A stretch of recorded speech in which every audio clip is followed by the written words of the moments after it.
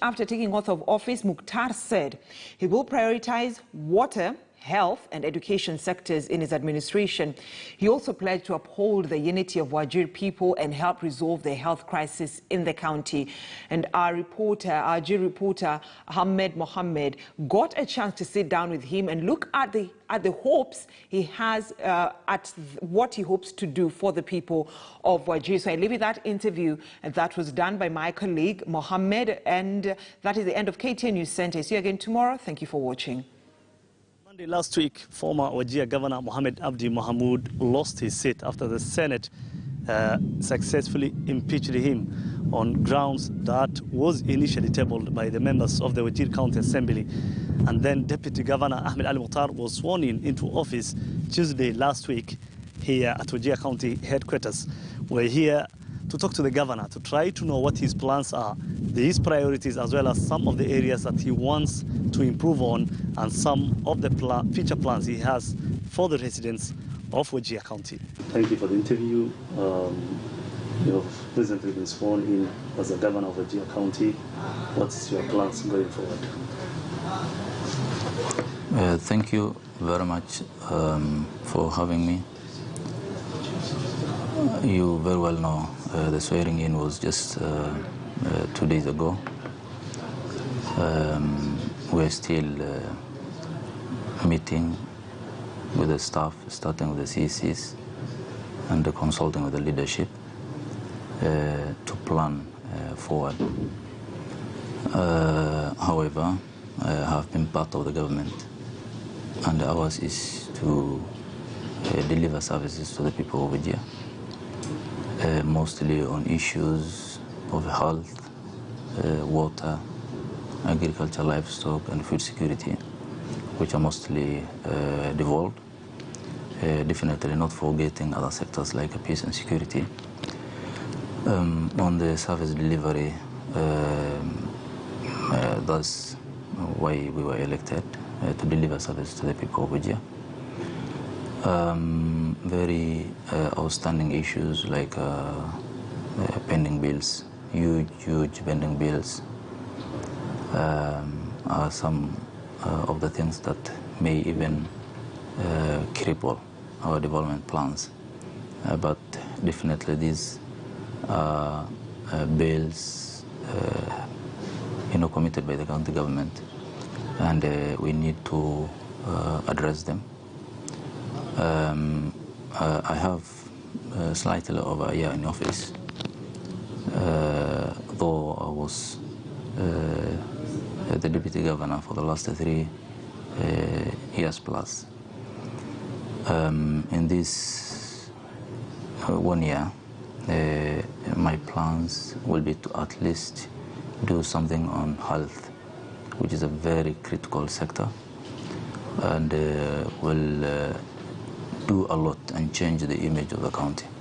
We have a referral hospital here in Wajir, which had a number of challenges that has been enumerated severally. Staff striking, shortage of drugs, a number of issues.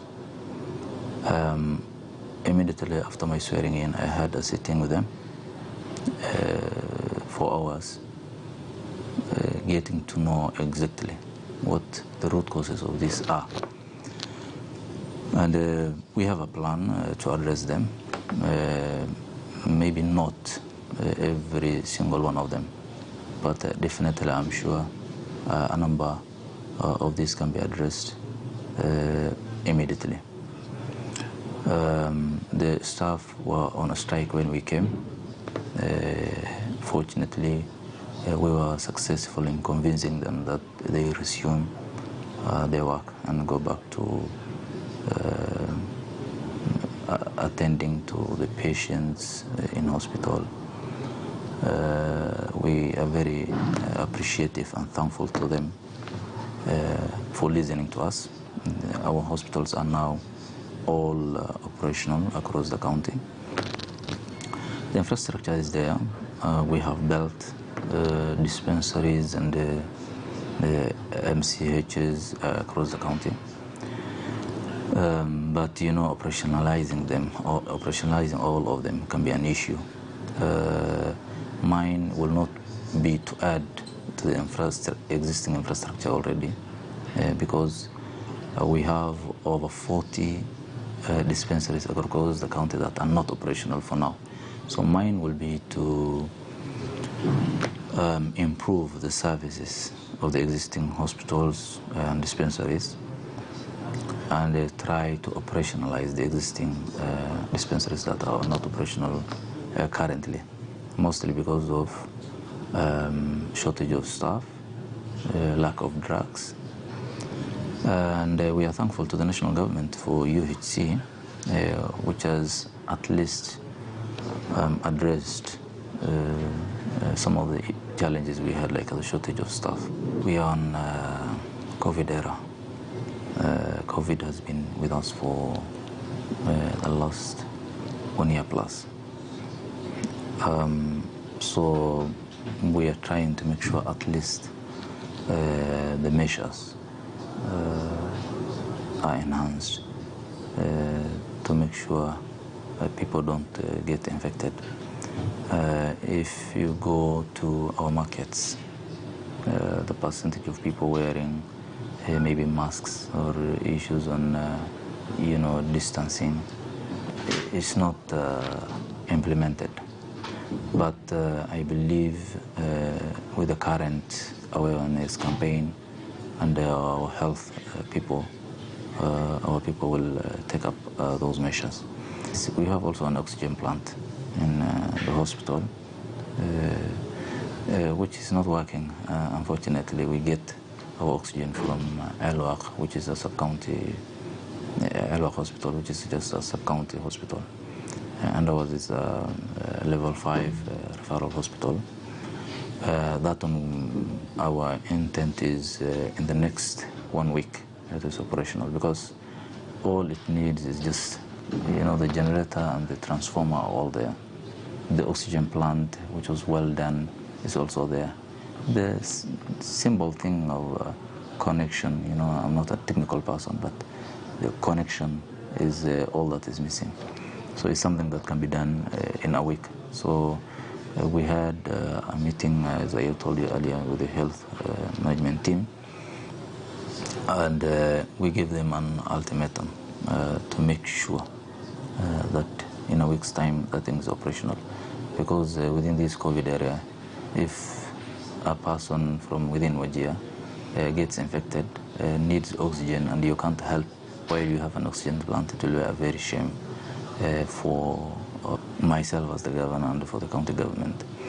And you may very well know we lost a health official just because of that. We couldn't get oxygen for him. So that is what we don't want to happen again. The renal unit was built recently by us. It was working, but for the last 2 months there were issues mostly to do with reagents and the very minor things that a renal unit helping a number of people shouldn't close down for. So we are currently meeting vendors at least, or tendering for these reagents, at least so that people or suppliers bid for these and make sure supplies of these commodities are always in stock. On issues water, the county is water stressed. Our county is very vast, over 56,000 square kilometers, sparsely populated. So addressing the water issue can at least be a challenge. We are grateful. Devolution has come with its blessings. Since 2013, the county government has done about 200 boreholes, drilling of boreholes, a number of mega dams, water pans, but still the shortage is there. Because currently the rains, as you know, have failed, and we are water tracking over 115 centers. So addressing the water shortage across the county will be another issue that will definitely be a priority for us, knowing water is also fully devolved. The other issue we have mostly on water is part of the county, even if you drill, the water is saline. So they may need, some innovative, ways to make sure at least such people or people living in such areas can get clean drinking water, and not only for human, but also for livestock, knowing our mainstay in the county is livestock. And that brings me to the sector of agriculture, livestock, and the food security. Our mainstay is livestock, as I said. We have millions of camel, cows, and goats. Our people, when it comes to livestock, are rich. And definitely, if you don't address what they have or as their livelihood, you will not be delivering any services to them. So if they get health and they get water for their animals, definitely they need also issues like diseases for these animals to be addressed. So we had, vaccination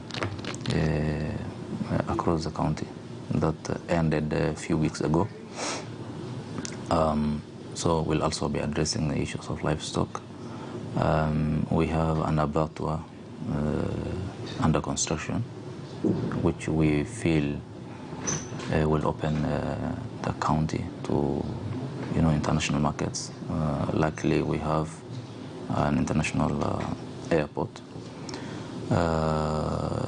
Although the roads are impassable, but at least when it comes to if we finish the abattoir on time, and I hope we can do it in the next few months or before the end of our 1 year, I think we can market the animals for people, either through the abattoir or even finding other markets for them.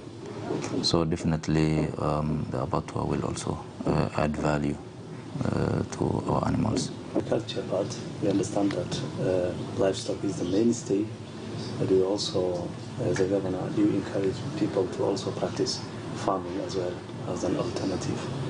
And probably how can you, as a governor now, uplift the life, or rather the business of the farmers? Yeah, definitely. Agriculture is also devolved. Our people don't practice, but people seem to be taking up practicing farming. If you go to the market, many of these vegetables that is on the streets, a number of them is from within Wajir. So ours will be to support, to make sure at least they, produce more of this. We have done a number of mega dams, knowing that borehole water contains a bit of salinity. We have done a number of mega dams, which we or I intend to increase in this 1 year to make sure at least our people can practice farming. There are a number of also donor organizations that are supporting us, like WFP. We have an MOU with them that they do 2 mega dams for us. We do 3. Livestock is something we have been practicing for ages, and in this age, it doesn't seem to be sustainable the way we are doing it. Zero grazing, our animals from the border of Wajir in Ethiopia, when it becomes drought, sometimes can go, 600 kilometers to the other end of the country, which is Somalia. So this is not sustainable. So definitely our people need to, practice other livelihoods, alternative livelihoods. So farming is one of them, and we'll definitely support and make sure at least our people take up farming. So how do you plan probably to work with the national government for security to ensure that these attacks by the militant groups can be thwarted? Security is not devolved, but definitely as leaders, we are stakeholders. Fortunately, we have a cordial working relationship with the national government, mostly our good county commissioner, Yakub, and his team. And we have a number of, KDF stations across the county. So we can contribute in a number of ways in building security. Sports is something I enjoy, just the way you said. I play with the youth in town on these several small fields called the seven-a-side. And it's something that, by the way, creates, harmony between the youth, and I believe will improve even the peace and security in the county. You very well know our youth are idle, majority of them are jobless, and an idle mind is a devil's workshop. When young guy with no job stays in town doing nothing, you can be tempted to do anything, including joining these radical organizations or terrorists. So definitely it improves their health, but the most important thing to me is, when it comes to creating that harmony and at least adding on peace and security. So as a youthful leader, just as you said, I intend, and by the way, this was in our manifesto in 2017 when we were campaigning, that personally as a youthful leader, I'll be championing the issues of the youth. Unfortunately, to say the fact, I didn't do as I wanted because of reasons I may not elaborate now, but now I have the chance at least to do something about that. And then knowing that we are a bit insecure when you compare us to other counties, and knowing that at least sports will add to the peace and security in our community, I will definitely have to do something about it. I had several requests from a number of sub-counties that at least I come, hold sporting activities, so that at least youth can come together, and they play, enjoy, be happy. So that will be actually an issue we need to address as a government. Well, that was newly sworn-in Wajir Governor Ahmed Ali Muktar speaking to us, telling us about some of the issues that he wants to enumerate on, some of the areas that he wants to improve on. He literally said that the health dockets and the water dockets remain a very, very big priority in his government. He says that he also wants to address the issue of food security. And here, Wajir, in northern Kenya, being many of the residents being pastoralists and livestock farmers. We will be able to rather follow up on this to try to see how the governor rather achieves these certain issues that he has raised between now and towards the end of the year. And then we'll be able to tell, or rather give our viewers more information, rather more developments on this.